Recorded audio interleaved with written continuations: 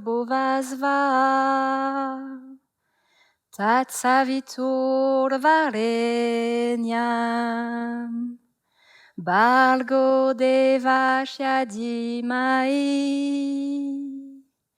Dhyo yo na prachodayam.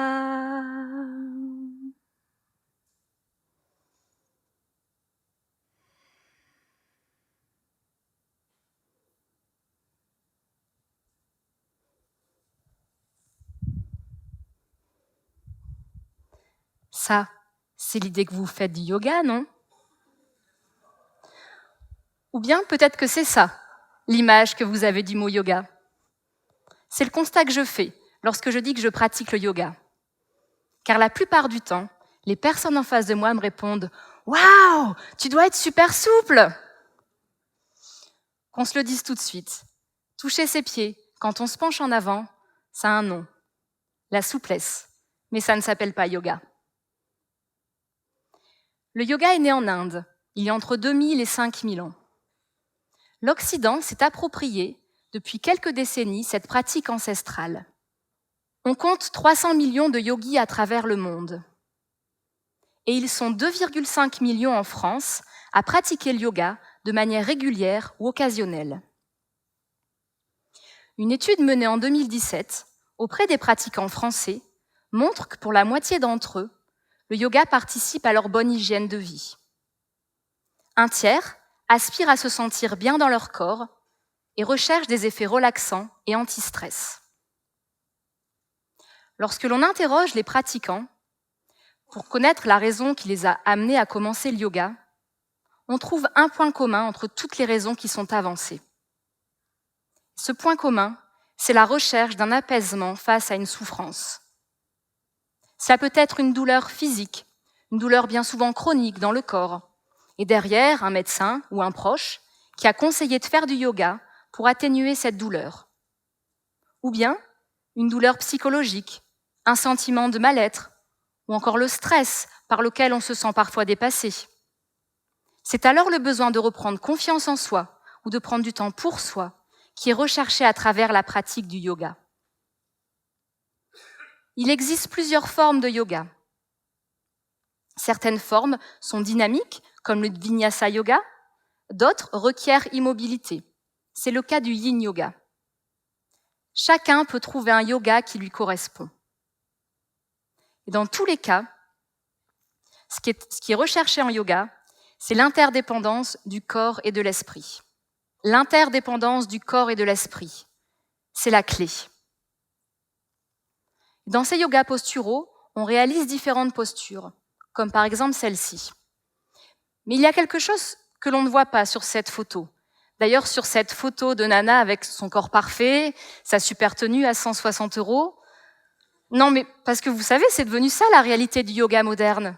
Un business bien rodé, qui devient de plus en plus cher et donc de plus en plus élitiste. Le yoga, c'est devenu également quelque chose dans lequel il faut performer, s'afficher sur les réseaux sociaux, et souvent dans des postures acrobatiques. C'est une véritable ironie. Ça va aux antipodes de ce que l'on apprend en yoga traditionnel. En yoga, il n'y a pas de compétition, même envers soi-même. Dans une salle de yoga, il n'y a pas de miroir face auquel on pourrait se tenir et se scruter. On s'est fait rattraper par tous les polluants de la vie moderne. S'évaluer et se comparer aux autres, chercher à atteindre des objectifs de performance, paraître plus beau, plus fort, plus épanoui même que les autres. Tout ce que l'on cherche à fuir par une pratique du yoga, c'est devenu la vitrine du yoga actuel. Mais bon, je disais sur cette photo, il y a quelque chose que l'on ne voit pas et qui est véritablement important au yoga. C'est la respiration. On respire 22 000 fois par jour. Pour les yogis, nous naissons avec un nombre prédéfini de respiration. Ainsi, en maîtrisant sa respiration, on vivrait plus vieux. Afin que vous puissiez prendre conscience de l'importance de votre respiration, au-delà du simple fait de vous tenir en vie, évidemment, je vous invite à placer vos mains sur votre ventre. Allez-y, placez vos mains sur votre ventre, à peu près au niveau du nombril. C'est très bien, redressez-vous un petit peu. Voilà, on s'installe bien au fond de son siège. On détend les épaules. Vos lèvres sont closes et votre mâchoire détendue. D'abord, vous expirez profondément par le nez. On expire toujours par le nez au yoga avant de commencer une inspiration, afin de faire de la place dans ses poumons. Et maintenant, vous inspirez profondément par le nez et sentez comme vos mains se soulèvent légèrement. Expirez par le nez, vos mains s'abaissent. Vous pouvez aussi ne pas sentir vos mains bouger. Alors, imaginez-les se soulever et s'abaisser au rythme de votre respiration. Nous allons faire 3 cycles respiratoires ensemble. Et pour cela, je vous invite à fermer les yeux. Tout le monde a bien les yeux fermés et bien installés. Fermez les yeux, les mains sur votre ventre. Terminez votre respiration actuelle en expirant profondément par le nez. Et sans forcer, inspirez par le nez. Vos mains se soulèvent. Expirez par le nez.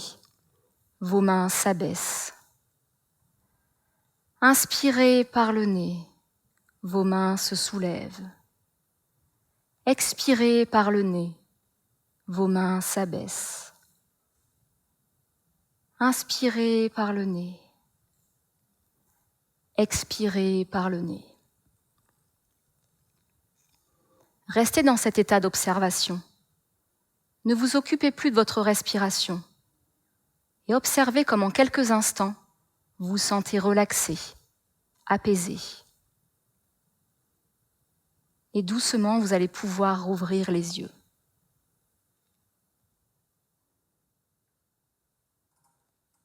Au yoga, on inspire et on expire par le nez.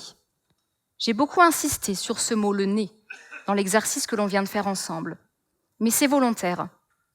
L'air inspiré par le nez est mis en contact au niveau des sinus avec un gaz qui s'appelle l'oxyde nitrique.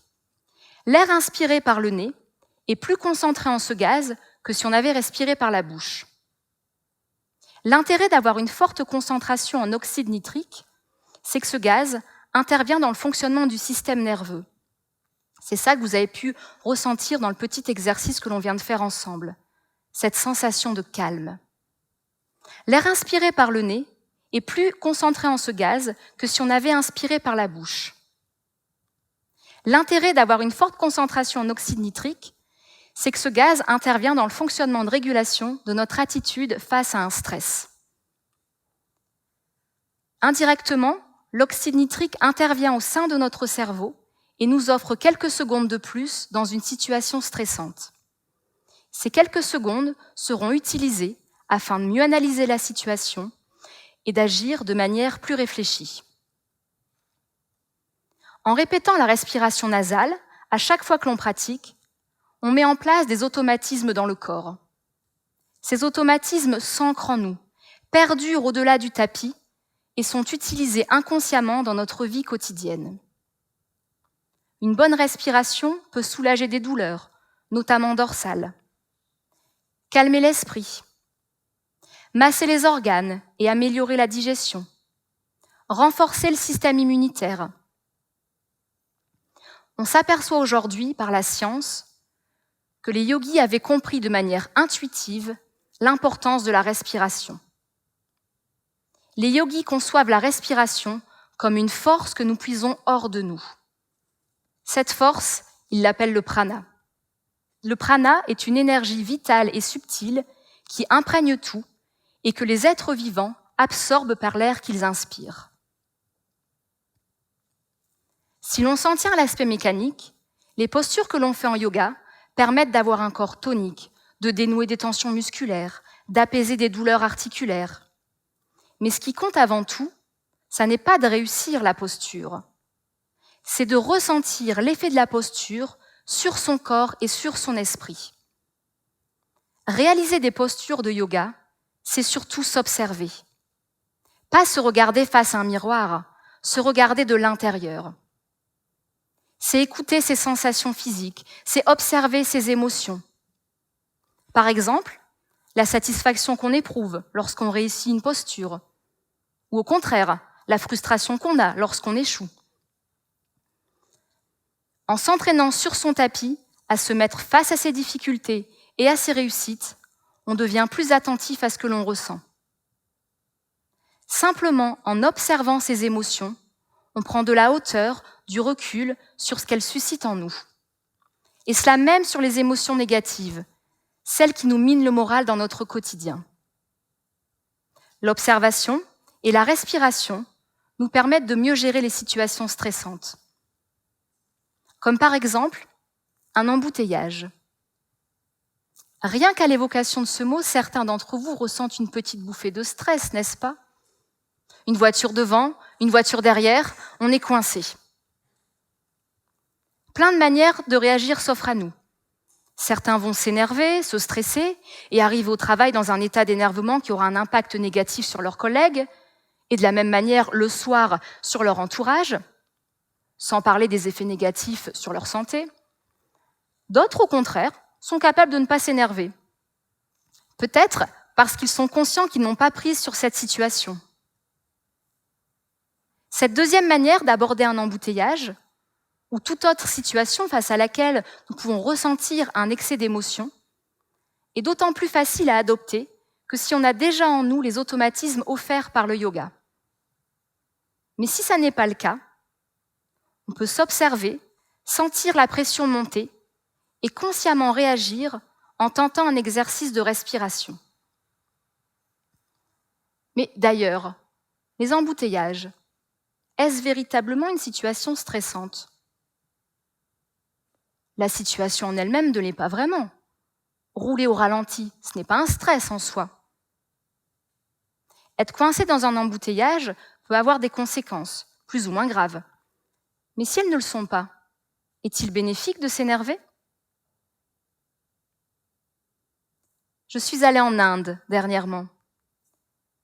J'avais envie d'aller voir aux sources de ce qu'est le yoga, pour voir comment il est vécu, comment il est pratiqué. Dans les textes fondateurs, les sages yogis nous font part d'expériences d'immobilité méditative. Je suis donc partie durant 1 mois. Et cette méditation, dont tout le monde nous dit le plus grand bien, je me suis dit qu'après plusieurs années de pratique de yoga, après 1 mois entier à faire cela, que j'allais enfin pouvoir y arriver, à m'asseoir en tailleur et à faire le vide. Eh bien non. Et ça a été frustrant. J'étais presque en colère contre moi-même de ne pas y arriver. Face à la méditation, j'avais réussi à mettre la pression et à ressentir un sentiment d'échec. Tout ce que j'avais appris grâce au yoga, qu'il fallait mieux être indulgent envers soi-même au lieu de tenter de se forcer, je n'avais pas réussi à l'appliquer. J'avais cette image du méditant, assis, immobile, paisible durant des heures. Et je voulais atteindre moi aussi cet état de perfection. Mais concrètement, quand je méditais, j'avais beau me forcer, mon corps me faisait mal, mes pensées vagabondaient et je finissais par me lever, excédée.